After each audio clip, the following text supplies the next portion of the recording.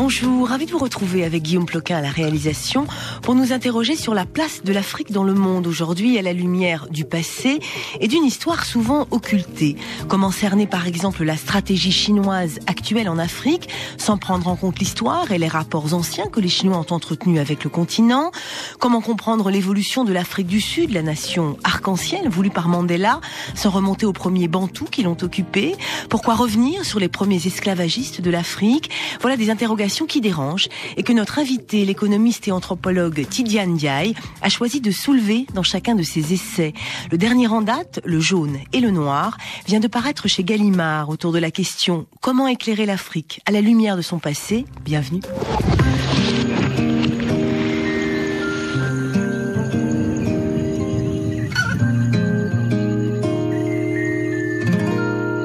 Bonjour Tidjane Ndiaye. Bonjour.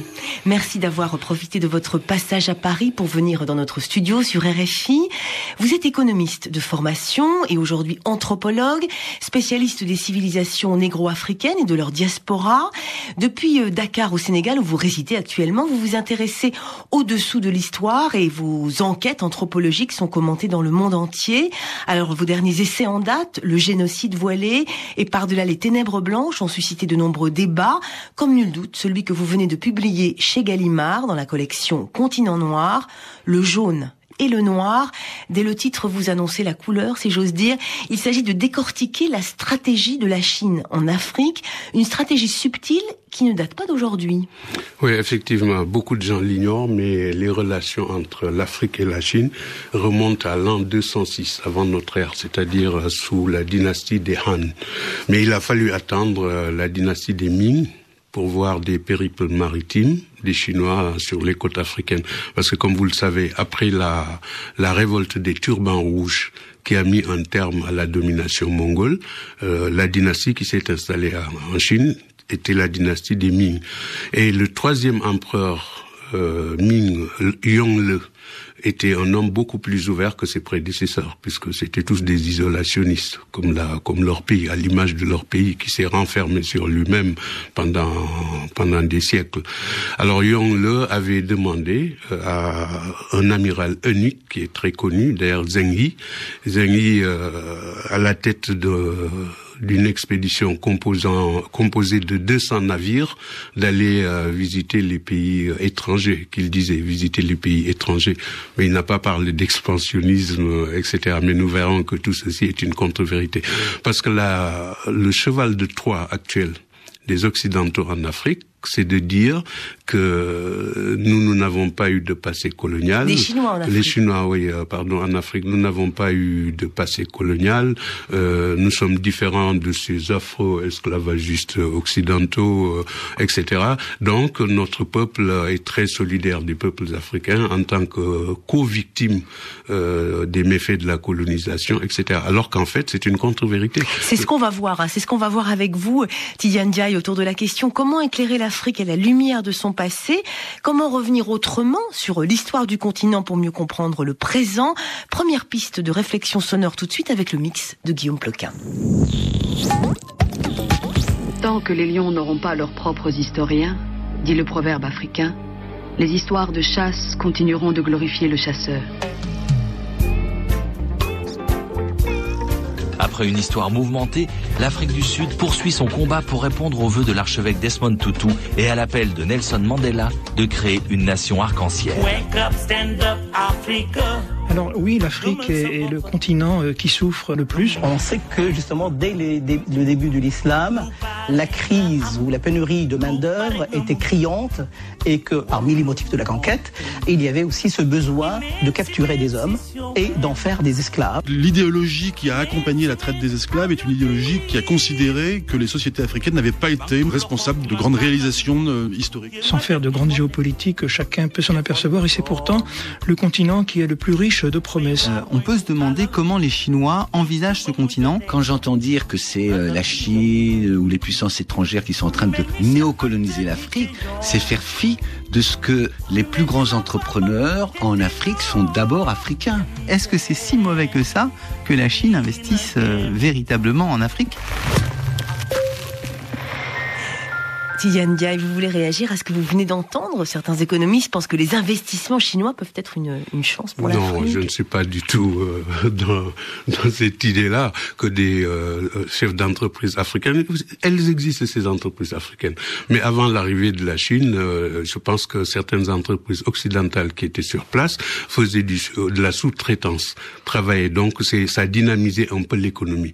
Aujourd'hui, c'est tout à fait le contraire. La plupart des entreprises chinoises sont des entreprises d'État, donc des entreprises du secteur public qui sont fortement subventionnées, ce qui fait qu'ils peuvent rafler tous les marchés en éjectant les Occidentaux dans la mesure où ils peuvent présenter des offres de 30 à 50% inférieures par rapport aux concurrents. Et pendant qu'ils ramassent tous les contrats, ils concluent très rarement des conventions de partenariat avec les entreprises africaines. Et ça lèse, non seulement sur le plan économique ces entreprises, mais ça lèse une main-d'œuvre extrêmement importante dans des pays où le chômage peut toucher jusqu'à 70% de la population. Autour de la question comment éclairer l'Afrique à la lumière de son histoire, on va continuer plutôt si vous le voulez bien, par décortiquer ce que vous appelez, Tidjane Ndiaye, la très subtile stratégie de la Chine en Afrique. Dans votre dernier essai, Le jaune et le noir, vous nous apprenez, contrairement à ce qu'on croit, que l'Afrique a failli être chinoise. Exact. Dans leur cheval de Troie, aujourd'hui, ils ont développé une dialectique assez subtile pour se présenter en victime du colonialisme occidental, victime des préjugés racistes, etc. Alors qu'ils ont fait pire. Parce que j'étais en train de parler de l'expédition de l'amiral unique Zheng Yi. Zheng Yi a largué les amarres à partir de l'embouchure du Yangtze-Kiang en juillet 1405.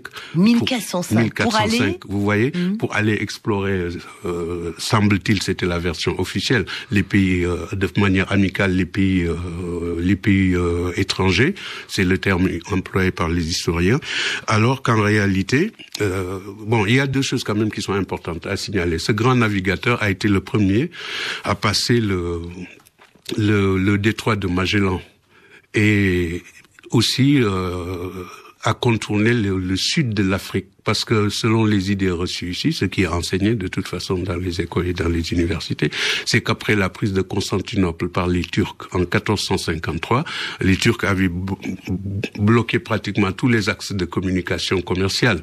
Donc la route de l'Orient, la route des épices de l'Inde était fermée aux Européens. Il fallait trouver une autre voie. Alors officiellement, c'est Bartholoméo Dias en 1487, le navigateur portugais, qui a été le premier à passer le cap de Bonne-Espérance, et suivi 10 ans plus tard de son compatriote Vasco de Gama. Mais en réalité, c'est ce navigateur chinois. Les Chinois l'avaient déjà fait. Ils sont passés là en 1405 avec une armada de 200 navires. Alors, les historiens chinois reconnaissent qu'en août des marins, il avait embarqué beaucoup de scientifiques, des commerçants, des artisans, des interprètes, etc. Mais ils ne peuvent pas justifier l'effectif de cette expédition. Ils étaient 30 000 hommes. 30 000 hommes, pourquoi, à votre avis? Il y avait quand même déjà ce que vous développez dans votre livre Le jaune et le noir, une vision expansionniste, une stratégie. Coloniser l'Afrique, on ne peut pas justifier 30 000 hommes. 5 000 scientifiques, commerçants, etc. On veut bien, mais les 25 000, c'était des soldats. C'est une armée puissante qui était à l'intérieur. Ce qui s'est passé par la suite, on trouve des traces, ça c'est sûr, de leur passage, des instructions en chinois dans la région du Cap. On trouve des poteries chinoises datées du XIIIe siècle dans la province du Limpopo, en Afrique du Sud, et dans les ruines plus loin, donc dans les ruines du Grand Zimbabwe, on trouve aussi de la céramique chinoise. Et ils ont ramené en Chine, et ça, les historiens chinois l'attestent, une girafe, des zèbres, des lions, etc. Alors, ce qui a empêché la colonisation de l'Afrique, en fait, c'est qu'il y avait une lutte fratricide au niveau de la cour impériale. Il y avait les expansionnistes qui était opposé aux isolationnistes. Et les isolationnistes avaient un argument de poids, à savoir que la Chine s'était bien repliée, avait une armée assez puissante, mais malgré la Grande Muraille, Genghis Khan a réussi quand même à passer, à dominer la Chine et à installer une dynastie mongole. Mais ce qui explique, en tout cas dans les rapports entre la Chine et l'Afrique, qu'il y a eu ensuite une période où il n'y a plus eu aucun rapport jusqu'à l'arrivée de Mao. Mais ça, c'était au moment de la fin de ce conflit que je suis en train d'expliquer. C'est-à-dire que les isolationnistes, leur argument c'était est-ce que nous allons prendre le risque? D'accord, nous avons réussi à mettre un terme à la domination mongole, mais est-ce que nous allons prendre le risque d'une aventure coloniale en éloignant des milliers de soldats, alors que notre voisin, notre pire ennemi mortel est derrière? Il lui suffit de passer le désert de Gobi. Nous avons les Mongols qui guettent toujours notre empire. Eh bien, ils ont fini, ce sont les isolationnistes qui ont fini par l'emporter. Et surtout, un autre argument de poids, après la mort de Zheng Yi, il n'avait plus un aussi brillant spécialiste des routes maritimes que Zheng Yi. Voilà pourquoi la Chine n'a pas colonisé l'Afrique, mais il s'en est fallu de peu. Aujourd'hui, quand ils disent qu'ils n'ont jamais eu l'intention de le faire, c'est une contre-vérité. À ce sujet, une question pour vous, Tidiane Ndiaye, une question d'actualité qui vous est posée par quelqu'un qui répond tous les jours à celle de nos auditeurs, Juan Gomez, sur RFI.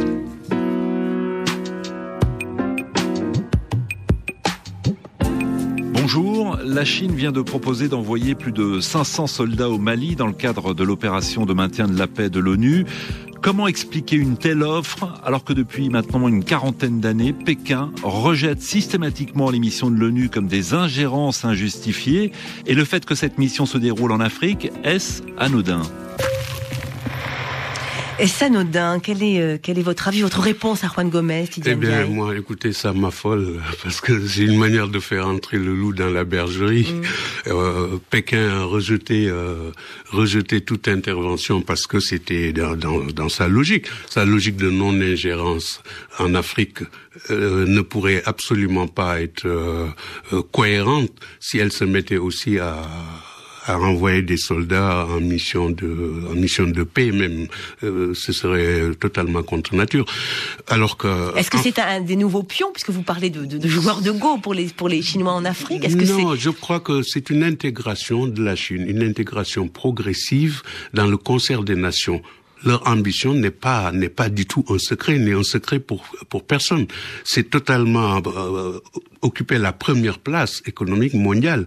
Et on ne peut pas être une puissance économique sans avoir une armée. On ne peut pas être une puissance économique sans être une puissance militaire. Dernièrement, ils menaçaient d'envahir le Japon, alors que ce n'était pas du tout le discours qu'ils ont tenu pendant des décennies. Aujourd'hui, montrer ses dents, montrer ses armes, c'est une manière de dire attention, je suis une puissance économique, mais je peux aussi être une puissance militaire, ce que personne ne dément. Ils possèdent la bombe atomique depuis des décennies. Donc le dragon chinois montre les dents, crache du feu et affiche finalement sa présence. Une force militaire pour égaler un peu, concurrencer leur principal ennemi, c'est-à-dire les États-Unis qui ont déjà compris, avec le réveil de la Chine, que quel que soit Alpha, ils ne pourront plus agir à leur guise, comme ils le font depuis la fin du second conflit mondial et puis l'étonnante décomposition du bloc soviétique. Aujourd'hui, les Américains savent qu'il faut compter avec la Chine, et la Chine enfonce encore le clou en proposant des missions militaires. Écoutez, c'est cousu de fil blanc. Autour de la question comment éclairer l'Afrique à la lumière de son passé, et autour de votre essai Le jaune et le noir, Tidiane Ndiaye, que recherchent les Chinois en Afrique aujourd'hui, selon vous? Je crois que là aussi, c'est tout à fait évident. On parle beaucoup de la Chine comme d'une puissance économique. C'est vrai, ça l'est. Ils sont sur la voie de dominer le monde sur le plan économique. Mais on oublie souvent que c'est encore un pays pauvre et affamé. On y compte 50 millions de riches, c'est vrai, mais qui côtoie 1,3 milliard de pauvres, et dont le tiers vit dans le dénuement complet.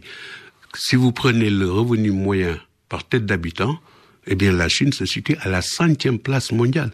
Voilà pourquoi un monstre aussi affamé n'exporte que des produits des produits finis en Chine, en Afrique, et n'importe que des matières premières, mais à une dimension, avec une boulimie jamais connue jusqu'à nos jours.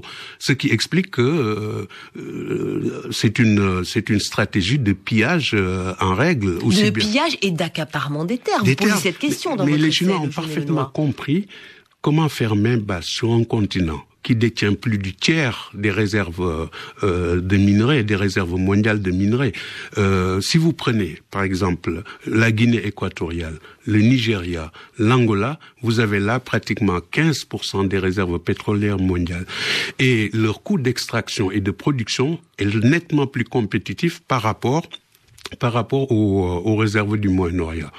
Et pour terminer, le plus important, c'est la terre. 70% des surfaces arables non encore exploitées aujourd'hui, de nos jours, se trouvent sur le continent africain. Et leur mise en valeur aiderait à nourrir une population mondiale qui devrait atteindre les 9 milliards d'individus en l'an 2050. Sans parler maintenant de l'émergence d'une forte classe moyenne africaine qui pourrait servir de nouveaux débouchés à son économie. Voilà les éléments qui poussent la Chine à avoir le leadership sur l'Afrique, en pillage en règle. Alors, je crois que la Chine n'a pas un impact positif en termes de développement.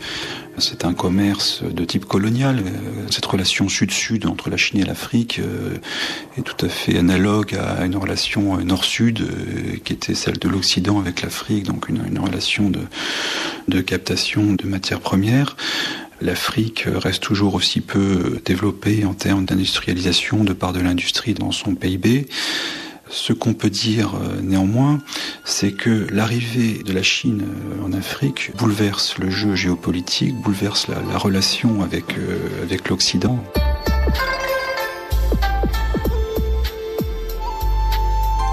Tidjane Ndiaye, vous partagez l'avis d'Antoine de Ravignan, rédacteur en chef du numéro spécial de la revue Alternative Internationale consacrée à l'Afrique qui bouge. Parfaitement.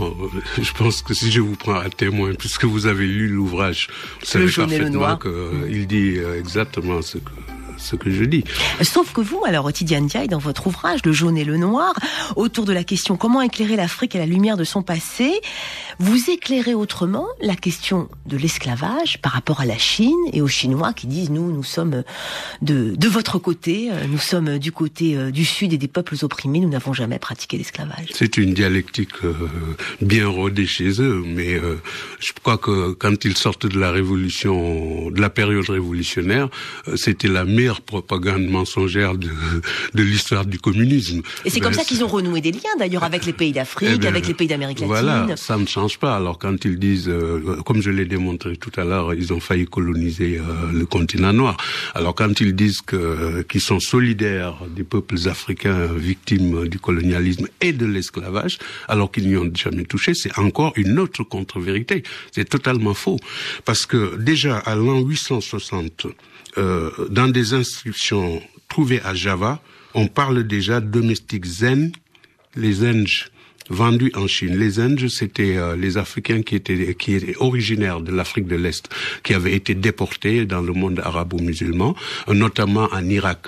Ils ont, au 9e siècle de notre ère, fomenté une révolte qui a coûté plus d'1 million de morts dans ce pays et qui a achevé et qui a donné le coup de grâce à ce qui restait de l'Empire mongol.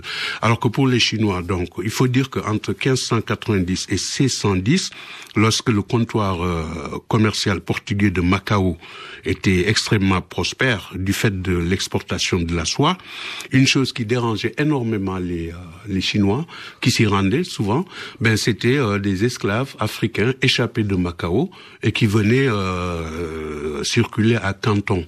Alors on les appelait les pollueurs. Les pollueurs de la vie, c'était Canton. Alors pour ce qui est de l'esclavage, ma source principale, parce que je fais très attention à ce que je dis, les historiens et anthropologues, comme tout autre chercheur, peuvent bien vérifier, c'est un ouvrage qui s'appelle Lin Wei Tai Tai, qui a été écrit en 1178, vous vous rendez compte? C'est-à-dire près de 3 siècles avant même que le premier Africain n'ait été déporté dans le Nouveau Monde, eh bien, cet homme qui écrivait cet ouvrage, qui était Cheou Kingfei, alors il rapporte que des milliers d'esclaves africains originaires de Madagascar étaient vendus en Chine et asservis en Chine. Autour de la question comment éclairer l'Afrique à la lumière de son passé, Tidiane Ndiaye, moi j'ai envie de dire que vous poursuivez, une sorte de mission qui est d'éclairer effectivement le passé de l'Afrique d'une autre manière. Là on parle de l'esclavage, vous avez aussi consacré un livre au génocide voilé, à l'esclavage bien avant le commerce triangulaire, à l'esclavage des pays arabes qui venaient eux aussi, qui ont été les premiers à prendre des esclaves en Afrique. Là vous parlez historiquement donc de l'esclavage qu'ont subi les Africains en Chine. Vous voulez quoi, nous faire prendre conscience qu'on vit sur des idées reçues, ou qu'en tout cas il faut se pencher sur le véritable passé pour le rôle d'un chercheur, que ce soit en histoire ou en anthropologie, c'est d'explorer des pistes de recherche et de rapporter des faits avérés, rien que des faits avérés. Bon, on peut dépasser un peu cet objectif, comme pour ce qui est de la politique chinoise, des visées chinoises en Afrique, comme une sorte d'avertissement de ce qui va arriver. Quand vous regardez lorsqu'on a découvert les horreurs de l'univers concentrationnaire, le monde avait pris la mesure exacte de la cruauté de l'homme et surtout de la fragilité de sa condition. Mais on n'a pas fait attention à ce qui s'est passé, c'est-à-dire les chercheurs anglais qui avaient mis en garde l'Europe après le second conflit mondial, notamment le traité de Versailles, qui préparait une nouvelle guerre. C'était le travail de l'économiste Keynes. Personne n'a écouté ce qu'il a dit. C'est que vous nous dites aujourd'hui, au fond, vous dites en tout cas au monde entier et aux Africains en particulier, de ne pas se laisser avoir par les sirènes chinoises. Voilà, pour continuer dans la même logique, tout ce qui s'est passé par la suite était aussi écrit par Hitler dans Mein Kampf. Vous voyez, mais à partir de la fin du second conflit mondial, je crois qu'on écoute un peu plus les historiens, on écoute un peu plus. Mais pour ce qui est de l'Afrique et des Chinois, je ne me fais aucune illusion. Vous avez vu dans mon ouvrage comment les populations africaines accueillent ces gadgets de contrefaçon chinoise, etc. Mais les Chinois le savent. Vous inquiétez pas, ils ont étudié bien la mentalité des Africains. Là, on peut parler de néocolonialisme. Ils ont un dicton qui dit lorsque le sage montre la lune, le fou ne voit que son doigt. Pour l'instant, c'est ce qui se passe. Mais je me dois aussi d'éclairer sur les véritables motivations, parce que ceux qui voient très très clair dans ce deal non regardant entre la Chine et les pays africains, qui est un deal non regardant, ce sont bien certains, je dis bien certains, pas tous, certains dirigeants africains, parce que les accords qu'ils ont conclus avec les Chinois revêtent des montages financiers tellement tortueux et opaques que seul le comptable d'Al Capone pourrait démêler. Donc les peuples n'y voient que du feu pour l'instant. Autour de la question comment éclairer l'Afrique à la lumière de son passé, je propose un autre éclairage sur le jaune et le noir, pour reprendre le titre de votre essai, un autre éclairage sur la stratégie chinoise néocoloniale en Afrique, notamment vu par le sinologue Cyril Javary, qui ne partage pas tout à fait votre point de vue. Écoutez-le, Tidiane Ndiaye, et vous réagirez ensuite. Stratégie, oui. C'est vrai que les Chinois sont des joueurs de Go redoutables et qu'ils avancent leurs pions un peu partout dans le monde. Par exemple, en Europe de l'Est, par exemple, ils s'intéressent beaucoup à l'île de la Réunion, qui est la partie de l'Europe la plus proche de chez eux. En Afrique également, mais je crois qu'on ne peut pas parler de stratégie concertée. C'est rentrer dans le bon vieux fantasme du péril jaune. Les entrepreneurs chinois se sont lancés isolément dans différentes entreprises importantes. Et ils en ont eu des difficultés et il y a eu des excès. Et effectivement, il y a beaucoup de choses qui doivent être améliorées, en particulier dans le traitement social des entreprises chinoises en Chine. Mais le gouvernement s'en aperçoit. Et en particulier, la Commission chinoise des actifs d'État exige maintenant de toutes les entreprises chinoises qui sont en Afrique des documents sur leur responsabilité sociale. C'est tout simplement parce que les Chinois apprennent à investir à l'étranger. C'est quelque chose d'extrêmement nouveau, d'extrêmement récent pour eux. Et donc, c'est comme l'entrée dans l'OMC, ils en apprennent les règles petit à petit. Sauf que ils apprennent vite. Ils apprennent vite, ils font des cadeaux aussi, c'est-à-dire que les Chinois en Afrique construisent stades, barrages, gares. C'est une manière assez stratégique de s'implanter. Oui, tout à fait. Ça sert beaucoup à remporter des contrats. Effectivement, si vous avez à choisir entre un entrepreneur occidental et un entrepreneur chinois qui vous offre une école, un stade et un port, le choix va à l'entrepreneur chinois. C'est la lutte commerciale normale, d'une certaine façon.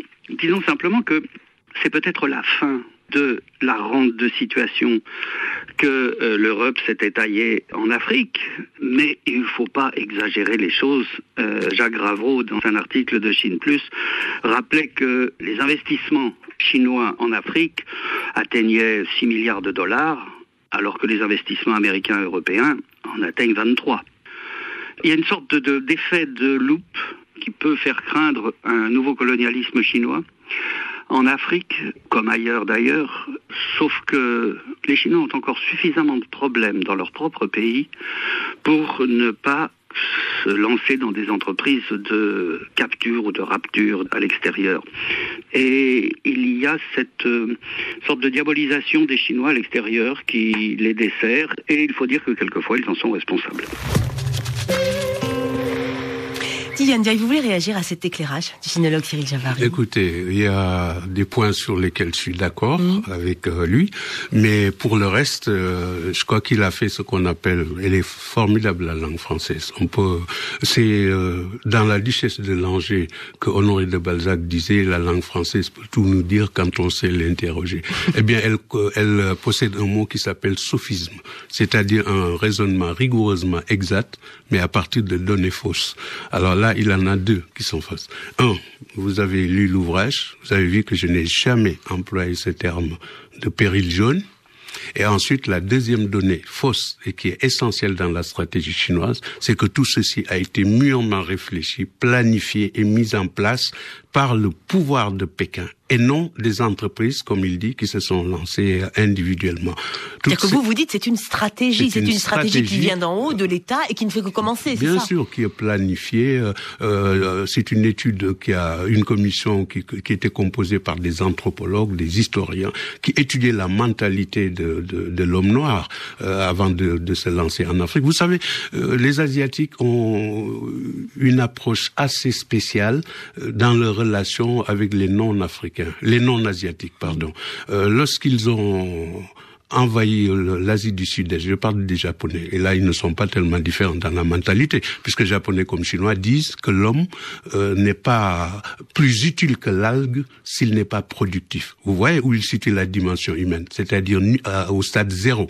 Et partout où ils avaient réussi à éjecter les Américains, les Anglais et autres, ils avaient une image forte. Ils disaient, écraser un œuf, le jaune englobe le blanc, c'est naturel. Vous voyez avec quel mépris ils traitaient les peuples européens occidentaux. Eh bien, c'est exactement la même chose dans leur approche de l'Africain. C'est ce qui fait qu'ils ne peuvent absolument pas du tout s'intégrer. Et pour le connaître, il fallait une commission qui était composée d'anthropologues, de psychologues et d'historiens. Donc, étudier stratégiquement la stratégie employée, justement. Les Chinois ne font pas n'importe quoi. Ils ne vont pas arriver en Afrique comme ça, comme s'ils ne savaient absolument pas où ils allaient. C'est faux. C'est une stratégie qui a été mûrement réfléchie. Dans leur système de pillage, ils ont introduit cette arme redoutable qui est la corruption, et qui savaient parfaitement que ça avait cours en Afrique depuis les indépendances et qui plombe les économies africaines. Ça, c'est le deuxième point faux qu'il a développé. Du moins, je respecte parfaitement son analyse. C'est un collègue économiste qui est brillant, connu, mais il a fait du sophisme en fait. Quelles évolutions vous percevez pour le continent africain? Je pense que les choses sont très claires. Il faudrait que les Africains se posent des questions, les bonnes questions, comme je l'ai souvent dit. Sur leur passé? Sur leur passé, je pense que des chercheurs comme moi sont là pour le rappeler. Mais se demander, est-ce qu'on peut s'inspirer d'un pays qui est très peu respectueux des droits de l'homme, qui respecte l'environnement, et dont dans l'économie, il faut toujours le rappeler, représente entre 15 et 30% de contrefaçon, ce qui est Est-ce donc qu'on peut s'inspirer de la Chine? Voilà, une économie basée sur la triche. Bon, je pense que l'intérêt de l'Afrique, c'est de considérer ce géant asiatique comme un partenaire à l'égal des autres et à l'égal des Occidentaux, à l'égal des Européens, des Américains, et des Indiens, d'arriver à maximiser le résultat de toutes ces synergies. C'est ainsi que l'Afrique évitera, puisqu'elle parle souvent du passé colonial, c'est ainsi qu'elle évitera d'aller se jeter pieds et poings liés dans le néocolonialisme d'un prédateur aussi affamé et qui n'a aucun scrupule, parce que les Chinois sont des tricheurs. Il faut absolument intégrer aussi cette donnée. La contrefaçon ne développera jamais un État, ne développera jamais une économie. La corruption non plus. La corruption, ça c'est endémique, mais bon, il y aura toujours des moyens. Quand on voit ce qui se passe au Sénégal aujourd'hui, où on a décidé d'arrêter ce système et de dire que tous ceux qui vont avoir des responsabilités, qui auront à gérer la chose publique, auront des comptes à rendre, eh bien là ce serait la bonne voie pour l'Afrique. Nous voilà sur la bonne voie. Merci beaucoup Didier Ndiaye d'avoir profité de votre passage à Paris pour venir nous éclairer comme ça à la fois sur le passé et sur le présent de l'Afrique. Je rappelle le titre de votre dernier essai, Le jaune et le noir, une enquête historique dans la collection Continent Noir chez Gallimard.